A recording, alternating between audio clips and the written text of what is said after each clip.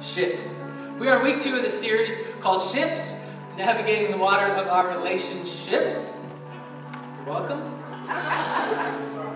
And so we're going to take a look at maybe a biblical perspective, some relationships. If you think through my life anyways, and maybe you're the same, to think through what we have in our lives, and maybe the things that are the most frustrating is always kind of has to do with other people, whether that's a people that cuts us off in traffic or somebody that's close to us that does something that really hurts us, and that can be really frustrating. It's very rare that frustration, deep-seated long-term frustration comes in a vacuum to just us. It usually has to do with our other relationships, either to our boss, maybe our kids, or to our parents, or to the neighbor down the block who won't mow his freaking lawn. I mowed it this week, you can relax.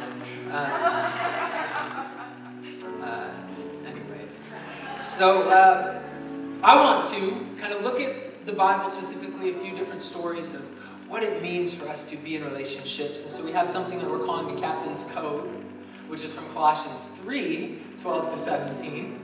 If we can pull that up, I want to read this as we get started.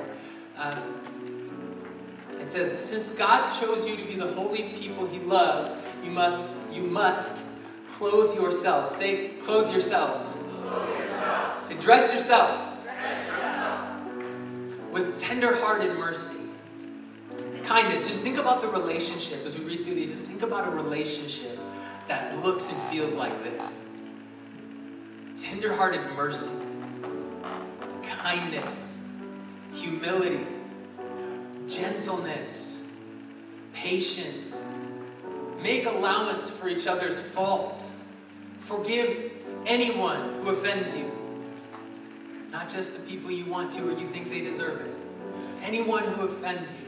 Remember, the Lord forgave you, so you must forgive others. Above all, say above all. Above all. Dress yourselves with love, which binds us all together in perfect harmony. And let that peace that comes from Christ rule in your hearts. For as members of one body, you are called to live in peace and always be thankful. So I'm calling that verse, those 5 verses there, the Captain's Code. By 5 verses, I mean 4 verses.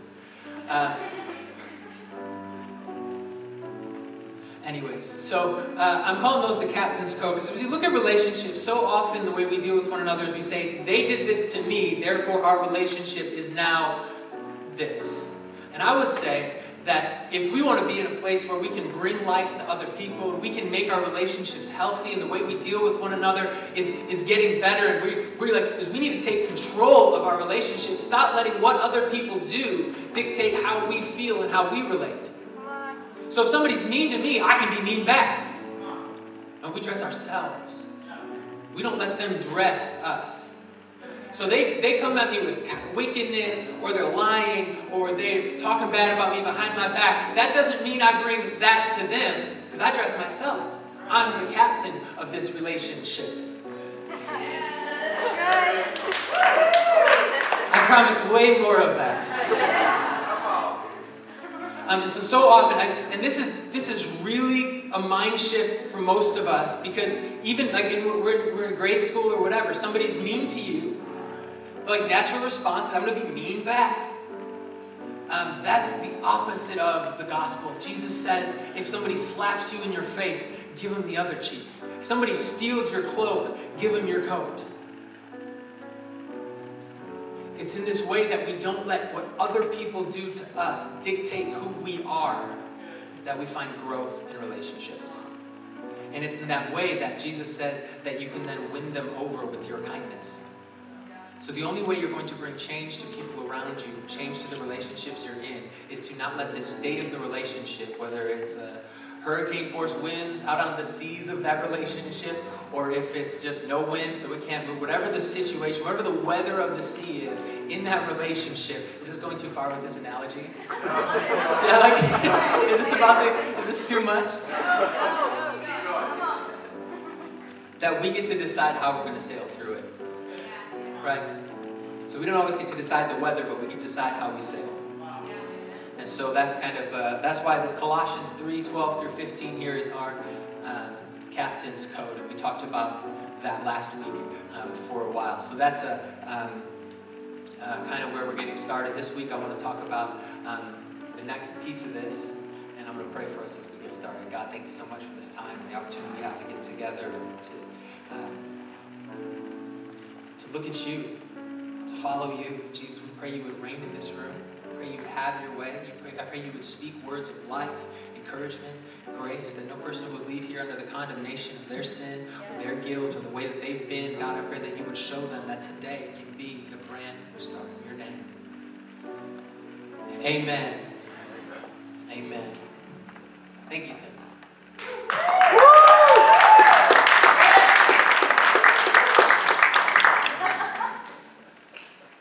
You're the best.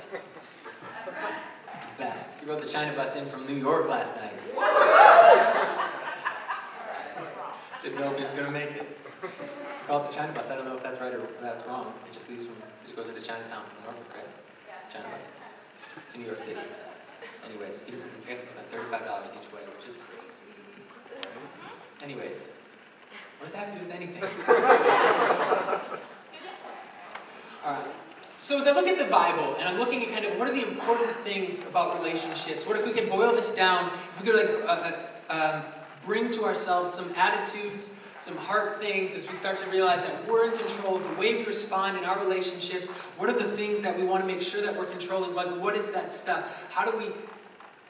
I've been just sort of like overwhelmed because there's so much in the Bible that would help us with our relationships. And I'm sitting here like, man, we're going to be at the end of 5 weeks, and we're going to have gone through some things about relationships, and I'm going to call it done, and there's going to be so much more to cover. How can I maybe, rather than cover exactly the ins and outs, the A, B, C, D of how to be in relationship in the most amazing way possible, if I could just cast a vision for maybe the way we grow in our relationships today instead of exactly the X's and O's. And we'll talk about some of those things over the coming weeks. We got one of these that we're going to just talk about some major pitfalls or icebergs in the seas of our relationships. It's a Titanic joke. 2017. I'm just gonna don't use that joke. So as we look back, I'm like, man, there's so much information. I mean, as we look at the Bible, and we're going to do a series called What is the Bible coming up here in the fall. I'm so excited about the next area. It's called The Scriptures. We're going to be looking at what the Bible is, how we're supposed to use it, in context, like what does it mean? We go to this book and it's all about all the things that these laws for these Jewish people who lived in the 1000th century BC, like, oh my God, how is that supposed to mean anything to me today? We're going to look through exactly kind of what it is, break it down, open it up, because I think it'd be super helpful to kind of just visit and take a look at like, how do I use it? What is it? And so we're going to do that. And that's kind of today, I want to kind of like tip my hand a bit as we start to look at this. This is a story from the beginning to the end of Earth. Amen. It's the whole story. And it's just kind of cool. So you get to the very, very beginning where everything starts, and at the very, very end, everything ends, and everything in the middle is the story of how God made people and loved us out of our rebellion against Him. And so it deals with incredible things. I mean, the whole thing is just sort of crazy. There's a lot of wars, and there's a lot of weird relationships, a lot of great relationships, a lot of kings, a lot of intrigue. There's like cheating, there's incest, there's just so much stuff in this Bible. I want to put it into perspective for us as we do that. And as I think about relationships, I look at them from the very, very beginning. Since there's two people, all the way to the very, very end. Every time we see two people interacting in the Bible, there's something we can learn. So rather than kind of showing us all the ins and outs of everything we can learn from the beginning to the end, we'd be here for years. I want to kind of help us as we read through the Bible and as we kind of experience life together. I want to kind of look at maybe some ways and take a couple stories out that we can look at how these stories of real people and real relationships might help us today in our real relationships with real people. Sound like fun?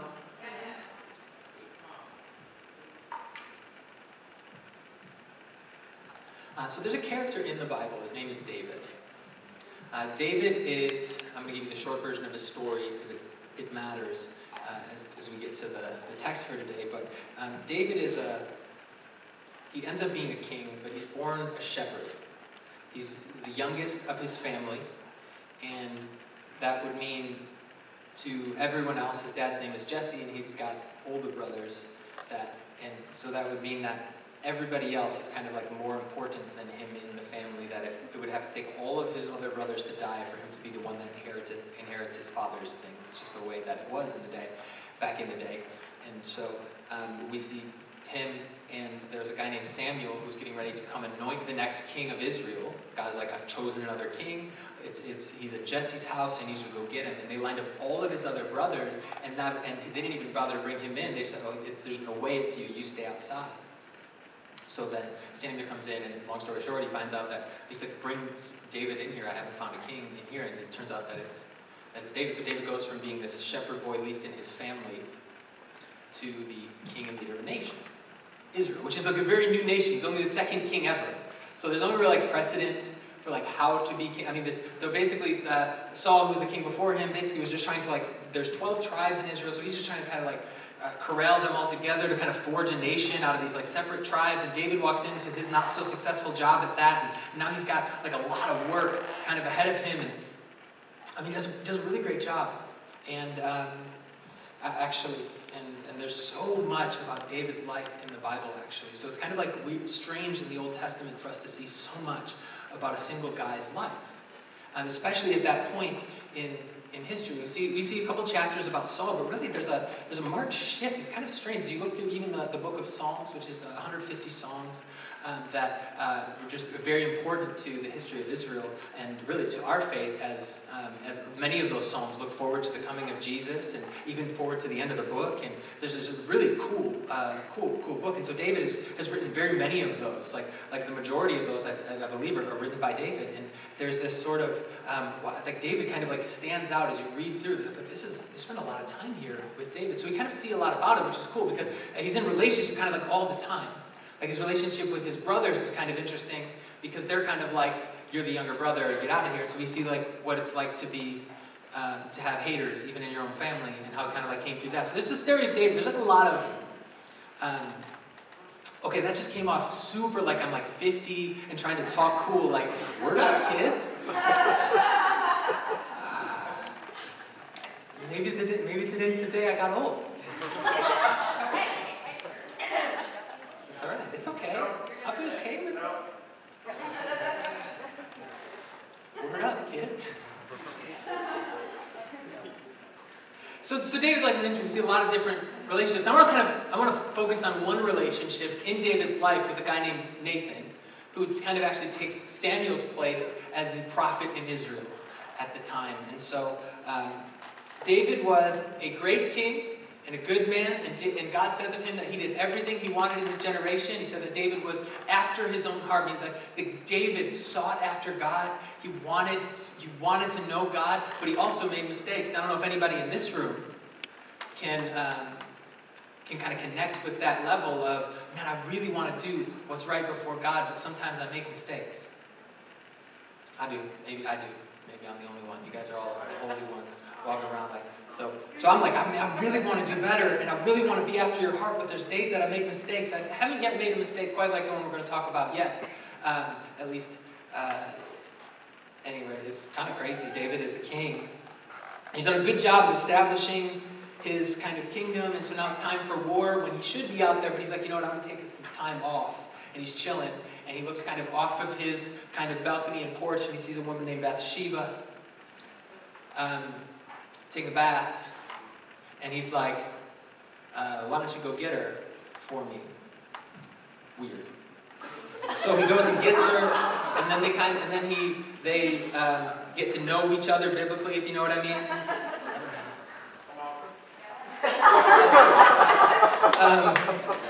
And he sends her home. Turns out she's pregnant. So David's like, what am I going to do? Calls Uriah, who's the woman's husband, home from war to hey, you get a nice reprieve, go hang out with your wife. But Uriah's too good of a dude to do that while his brothers are fighting in arms. So he's like, I'm not going to go sleep with my wife because I know the rest of my brothers are out there fighting, and I would hate to be in this place disconnected from that. So I'm going to stay in this like war mentality, even though I'm gone, because I got the rest of my guys out there. And then David's like, shoot. So David actually has him killed. He puts him to the front lines of the army, knowing, and then he like marches the army in on like it's like a death trap. David's like, this is how you kill someone in war. And then he takes Bathsheba to be his wife. And then we get to our story. So the Lord sent Nathan the prophet to tell David this story.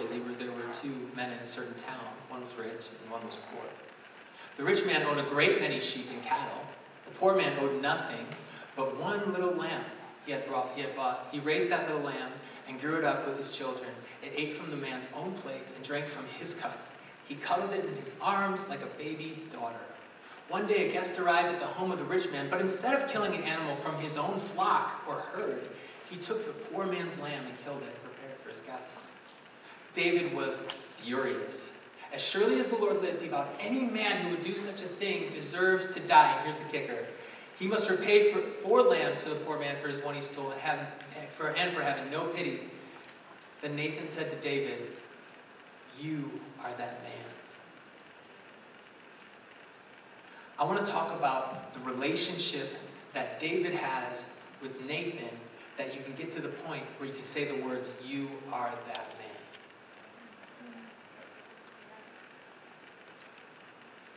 We need people in our lives that will say, you are that man.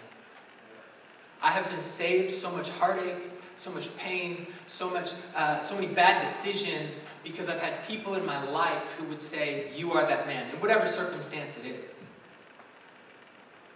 You need to treat your wife better. When's the last time you guys went on a date? When's the last time? You need people in your life that can help you get where you want to go. Because we know from David that his heart was pure as it could be. He just made like a bad decision, and then a bad decision, and a bad decision, and a bad decision. How many know that a bad decision just begets more bad decisions until you break the cycle? So David needed Nathan to come in and break the cycle.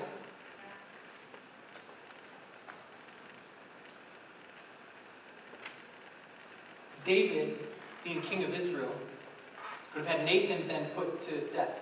You don't talk that way to the king. And some of us in relationships who kind of act like that. Like if somebody comes to us with something that may be able to help us, we say something like, but nobody talks to me like that. And sometimes we do it and it feels weird and wrong, and sometimes we kind of like mask it by saying, well, you don't really know the whole situation. Or you don't know, you don't have the right, I deserve to be respected more than I deserve. And if we're not careful, we're going to push out the people in our lives that God is sending to help us.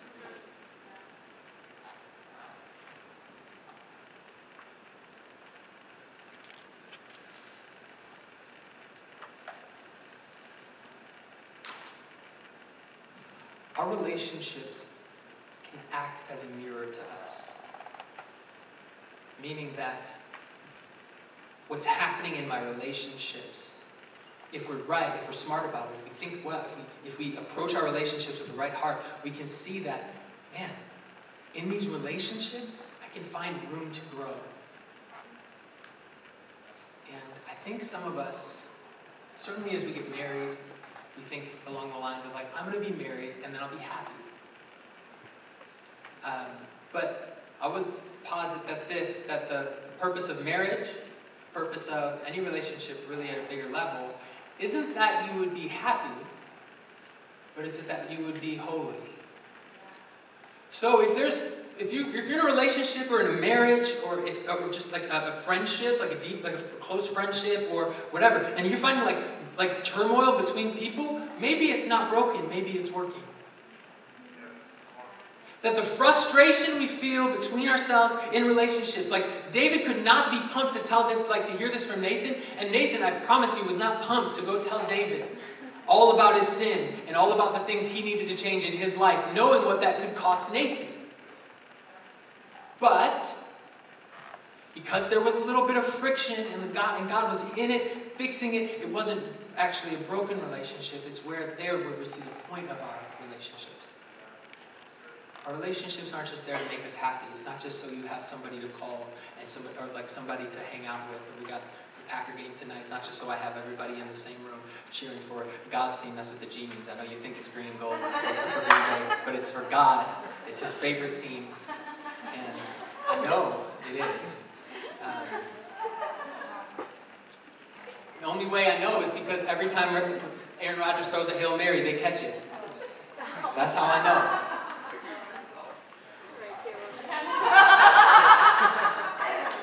Every time.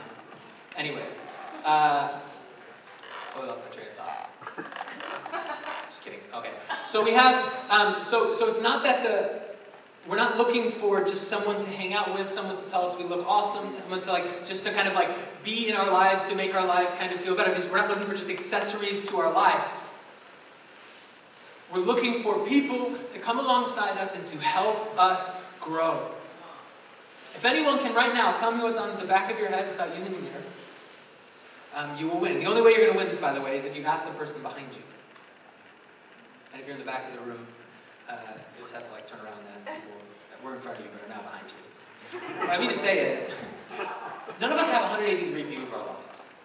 You see what you want to see at some level. You see the growth you want to see at some level. We kind of believe we are the way we are. That's why it's very easy for us to, we get into a thing at work and we're just kind of like, man, I just am so right about this. Because you're seeing it from one perspective. And from my experience, anytime that there's turmoil or difficulty in a relationship, there's two sides to every story. Probably you're not 100% right, but you're not 100% wrong. But you can only see the part about what you're right, which is why you need a person who can say,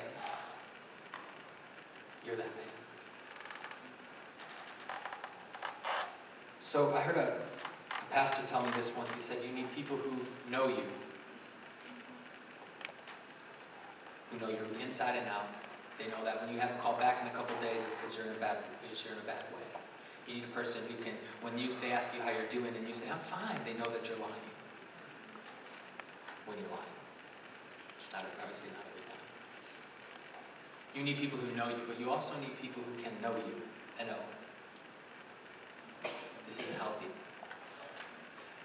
Hey, I'm going out tonight with this group of friends. It's like, why don't you come over? I've seen you make bad decisions in that place. And I don't want you to do that. I don't know, I'm not that big. You're that big. You know what I mean? How awesome to have a community of people around us that are the guardrails for our lives. How cool is this for Nathan and David?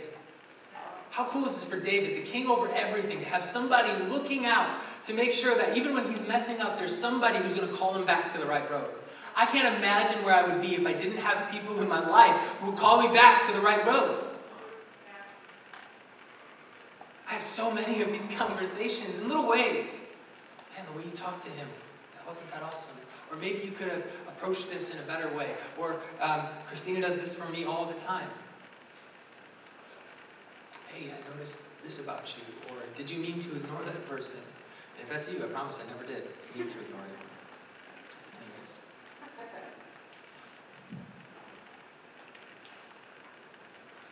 It takes courage to stand in these kind of relationships. It takes courage to be the one who calls somebody out. So know, if somebody comes up to you and they're like, hey, I noticed this thing in your life. A friend of yours comes up like, hey, I noticed this thing in your life. I think you can do better. I think there's an area of growth here. I'd love to walk through this with you. Somebody does that, know how much courage it took for them to do that. They put your relationship on the line because more important than them is to be close to you, is for you to be better. They may not be right. I'm not saying every time somebody comes up they're right, but I wouldn't just reject it right away. Take it with them to God. Say, God, can I grow here? So it takes courage in them. It takes humility in you. If we can approach our relationships in the tough moments with courage and humility, we will be better people very quickly. It's in those moments where we stop being able to hear what's coming.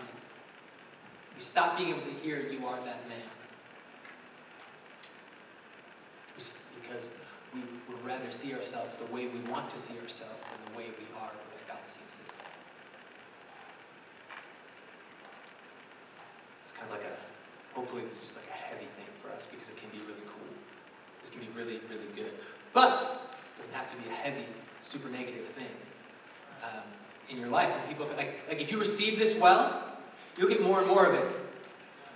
But I don't want more. Yes, you do. You do want more and more of this. You want to be the kind of person who, when somebody sees something in you, you can like look at it from their perspective and be like, yeah, actually that could grow. You want to be like that.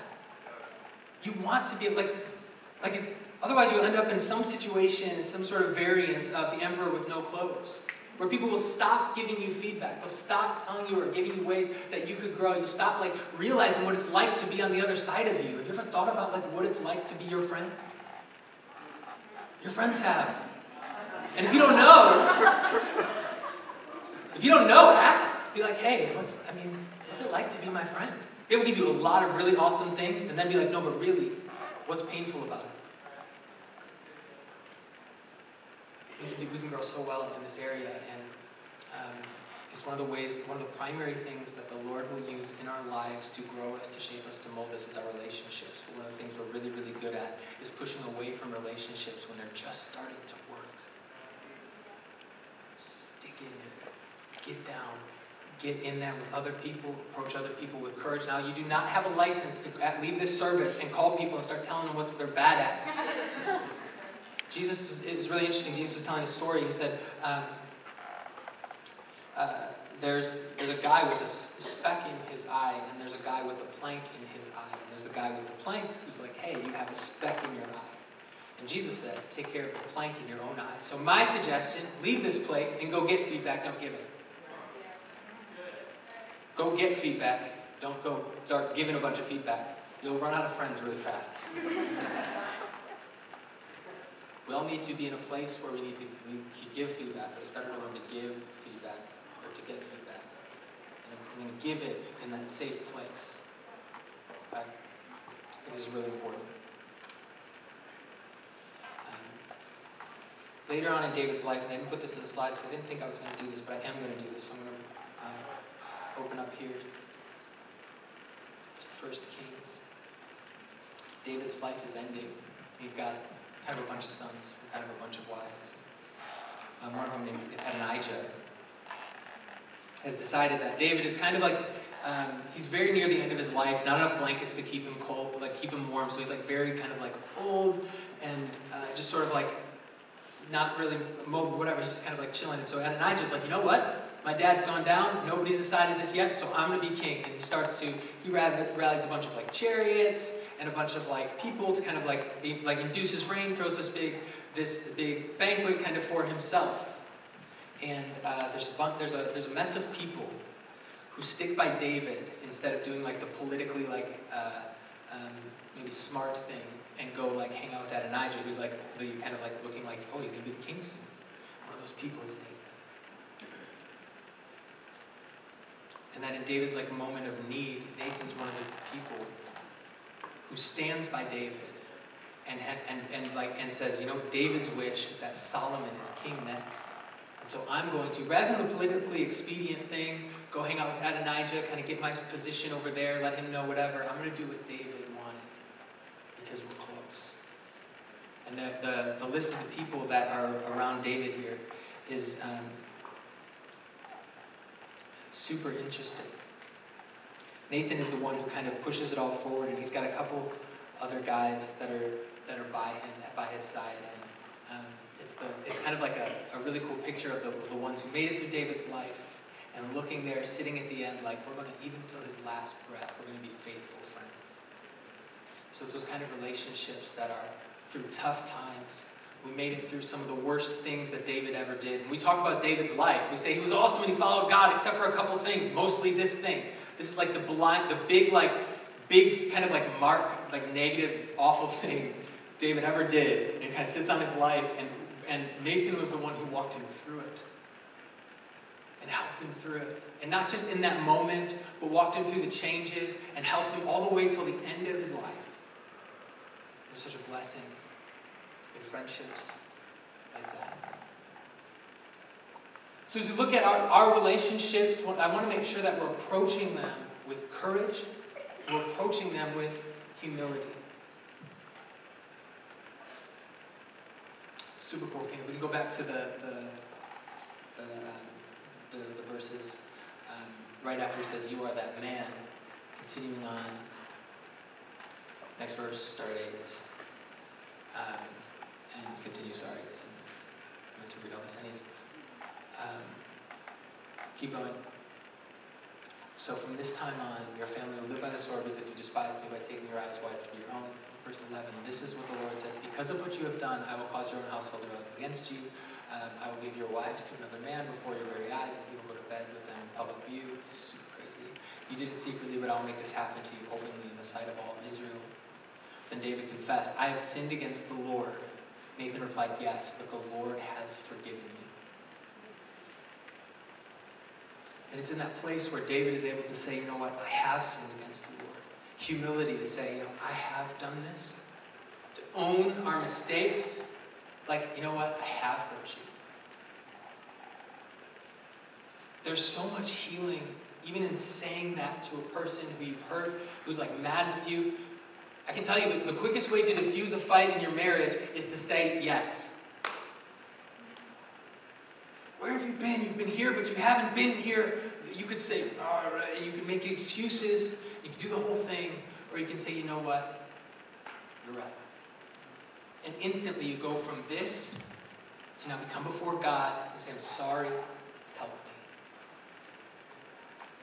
So much healing in owning. The courage it takes to own it. The humility it takes to see it. And this is a picture of us. We often see from the roof of our lives, we often see out into the bank and come up as we're getting ready to close. As we look at we stand on like the roof of our lives and we look out at what other people have in their lives. We don't necessarily go steal it from them, but we want it for us. And in that place, we walk away from what God wants for us, the way He wants us to be, and we go commit what was akin to like a spiritual adultery. We chase something else. We call something else God, whether that's a good time, whether it's another person, whether it's money, whether it's another religion, whether it's whatever it is. We turn from God and we walk. And the Bible says we've all have sinned. We've all fallen short of the glory of God. We've all done this. There's no one righteous, not even one. We've all been in this place where we've seen what God has for us. We've left that place. We've gone for something or someone other than Him. But in the way that God is, I think He brought you here this morning. And if I could be a Nathan figuratively in your life here to say, He has forgiven you.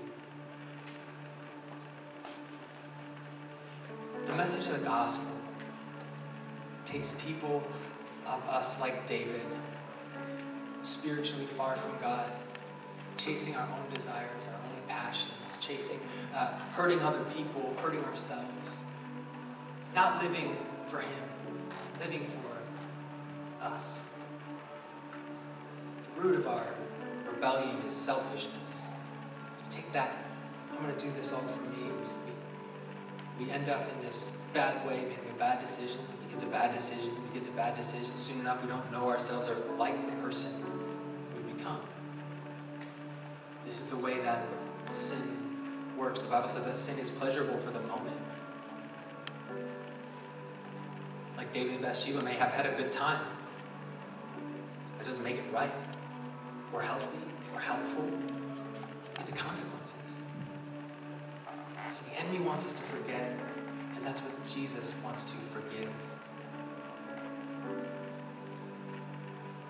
So we get to this point in our lives, all of us have, where we realize, I need help. I can't do this myself. You came to the right place today, if that's where you're at today, because Jesus wants to forgive you. And in that incredible dark moment in David's life, to hear the words, you have been forgiven. The end of that guilt, the end of that shame. He gets to deal with the consequences of it still. But he no longer has to wonder, how does God feel? Is God mad? What about my friends? Are they going to be there? In that moment where he stood up, he said, you know what, I have sinned.